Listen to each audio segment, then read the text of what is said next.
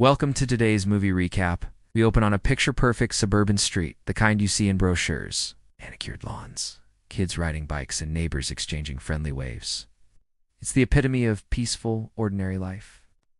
Our story focuses on Liam, a 30-something architect who's just moved into one of these charming houses. He's a bit of a workaholic, kind but reserved, spending his days designing buildings and his evenings in quiet solitude. His life is a well-organized, predictable routine, and frankly, he likes it that way. No drama, no surprises. Just next door lives Chloe, a vibrant and free-spirited artist who couldn't be more different from Liam. Her house is a splash of color on the otherwise uniform street. Wind chimes tinkle on her porch, and her garden is a beautiful, chaotic explosion of wildflowers. Chloe finds joy in the unpredictable. She paints what she feels, dances in her living room, and talks to her plants. She's lived in the neighborhood for years and is the friendly, slightly quirky heart of the community. Her life is a canvas of spontaneity. Liam and Chloe have seen each other around, of course. They've exchanged the usual polite nods and good morning greetings over the fence. To Liam, Chloe is just the eccentric neighbor. To Chloe, Liam is the quiet, handsome guy who seems a little too serious for his own good. They exist in separate worlds, separated by a thin wooden fence, and vastly different outlooks on life. Little do they know, a simple, everyday event is about to shatter their comfortable realities and intertwine their lives in a way neither of them could ever imagine. A lost dog, a sudden rainstorm, and a chance encounter are about to set in motion a chain of events that will redefine everything they thought they knew about themselves, their quiet neighborhood, and love itself. The inciting incident happens on a seemingly ordinary Tuesday. Liam is heading out for his morning jog, headphones in, mind already on a difficult building design. At the exact same moment, Chloe's mischievous golden retriever, Rusty, spots a squirrel and makes a bolt for freedom, slipping right under a gap in the fence. Chloe, paint-splattered and panicked, runs out after him, calling his name. Rusty, in his joyful pursuit, barrels directly into Liam, sending him tumbling to the ground. His headphones fly off, and his phone skitters across the pavement. Chloe rushes over, mortified. "Oh my gosh, I am so sorry. Are you okay?" Liam, dazed and a little annoyed, sits up. "I'm fine," he grumbles, dusting off his shorts.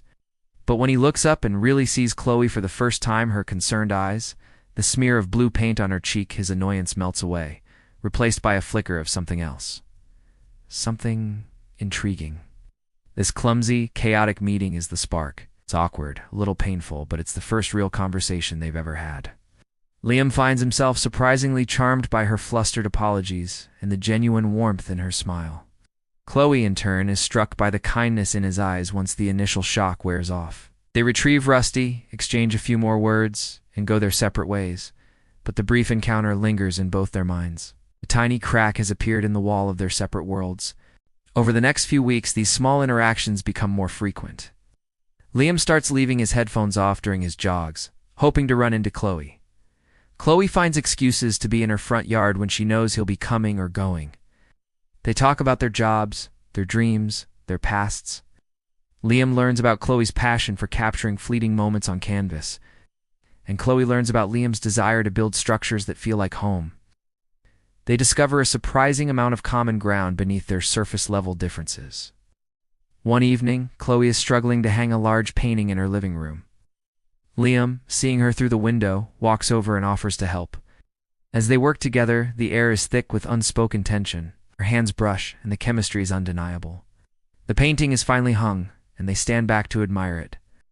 It's a vibrant, abstract piece filled with emotion. "What's it about?" Liam asks softly. Chloe looks at him, her gaze intense. "It's about the moment you realize your entire world is about to change." In that instant, Liam leans in and kisses her. It's a kiss that's been building for weeks, filled with all the curiosity, anticipation, and burgeoning affection they've been feeling. It's gentle, yet passionate, and it feels like coming home. This isn't just a neighborly kiss. It's a turning point. It's the moment they both acknowledge that this is something real, something powerful, and something that will irrevocably alter the course of their lives. The quiet architect and the free-spirited artist have found a connection neither was looking for, but both desperately needed. Their romance blossoms quickly and intensely. Dates are no longer just coffee or dinner. Liam finds himself on spontaneous midnight picnics under the stars and helping Chloe mix colors for a new mural. Chloe, in turn, starts appreciating the quiet beauty of structure and planning, even attending an architectural showcase with Liam and seeing his work through new eyes. They are changing each other for the better. Liam's world, once shades of gray, is now exploding with color. Chloe's chaotic energy finds a grounding force in Liam's steady presence. Her friends and family notice the change. Liam's sister jokes that she hasn't seen him smile this much in years. Chloe's best friend observes that she seems more focused, more at peace. It seems like a perfect modern fairy tale. But every fairy tale has a dark forest, and theirs is just around the corner. The movie cleverly introduces a new character, Julian, Chloe's ex-boyfriend from her college days. He's a charismatic, successful gallery owner who suddenly reappears in her life, offering her a solo exhibition at his prestigious gallery in the city, the opportunity of a lifetime. Julian is everything Liam is not. He's slick, worldly, and understands the art world in a way Liam never could. He represents Chloe's past, a wilder, more ambitious version of herself. His arrival casts a long shadow over Liam and Chloe's idyllic romance. Julian isn't just here for business. It's clear he wants Chloe back. He plays on their shared history, reminding her of the dreams they once had together, subtly undermining her relationship with Liam. He calls Liam suburban and safe, planting seeds of doubt in Chloe's mind. Is a quiet life with Liam enough? She giving up on her artistic ambitions for a comfortable romance. The central conflict is now set. Chloe is torn between two worlds: stable, loving future offered by Liam, and the exciting, ambitious past represented by Julian. Liam, for the first time, feels insecure and threatened. He can't compete with Julian's world of high art and glamour. He starts to wonder if he's holding Chloe back, if his love is a cage rather than a home. The peaceful neighborhood no longer feels like a sanctuary. It feels like the battleground for Chloe's heart. The tension escalates. Julian's manipulation becomes more overt. He schedules meetings that run late, monopolizing Chloe's time and energy. He praises her work in a way that subtly criticizes the new, softer direction it has taken since she met Liam. Your old work had more fire, more pain, he says. That's what sells, darling. Liam tries to be supportive, but the strain begins to show. Misunderstandings lead to arguments. Their romantic dinner is interrupted by a call from Julian. Liam sees a text from Julian on Chloe's phone and misinterprets it. The easy intimacy they shared is replaced by suspicion and hurt feelings. Chloe feels pulled in two directions.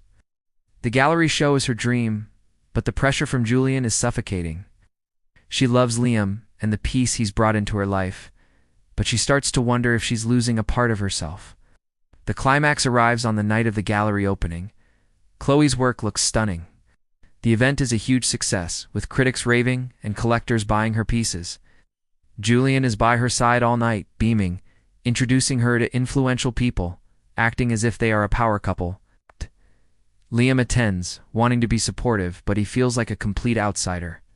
He's dressed in a suit that feels like a costume, surrounded by people whose language he doesn't speak.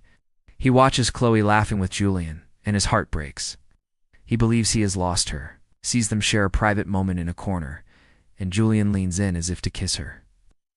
Unable to watch anymore, Liam turns and walks out of the gallery, out of the life he thought they were building, and disappears into the city night. He leaves without a word, convinced that Chloe has made her choice, and it isn't him. But Liam didn't see what happened next. As Julian leaned in, Chloe turned her head. "No, Julian," she says, her voice firm. "This isn't me. It was never me." In that moment, surrounded by her success, Chloe has an epiphany. The paintings that are selling, the ones the critics love, are her older, darker pieces. But the painting she's most proud of, the one hanging in the center of the room, is a new one. It's a portrait of a quiet man tending to his garden, the sunlight catching his face just right. It's a painting full of love, peace, and vibrant color. It's a painting of Liam. She realizes that Julian doesn't see her, sees a commodity. Liam sees her, the real her. Her ambition isn't to be a famous, tormented artist. Her dream is to be a happy one. Realizing Liam is gone, a sense of panic washes over her. She abandons her own show, her moment of triumph, and runs out into the street, frantically searching for him. She calls his phone, but it goes straight to voicemail. She rushes back to their neighborhood, her heart pounding. His house is dark. His car is gone. It feels like he has vanished completely. For days, there is nothing. Chloe is distraught. The success of her show feels hollow and meaningless without Liam to share it with. She leaves messages. She waits by the window. She even drives to his office, but he's taken an indefinite leave of absence. The vibrant, happy world they've built together has turned gray and silent. She realizes the shocking truth. The life she thought she might be giving up for her career was the only life she ever truly wanted. The romantic encounter that changed everything is now threatening to be just a beautiful memory. Just as Chloe is about to lose all hope, she gets a clue. She remembers Liam talking about a small, secluded cabin his family owned in the mountains, a place he went to think.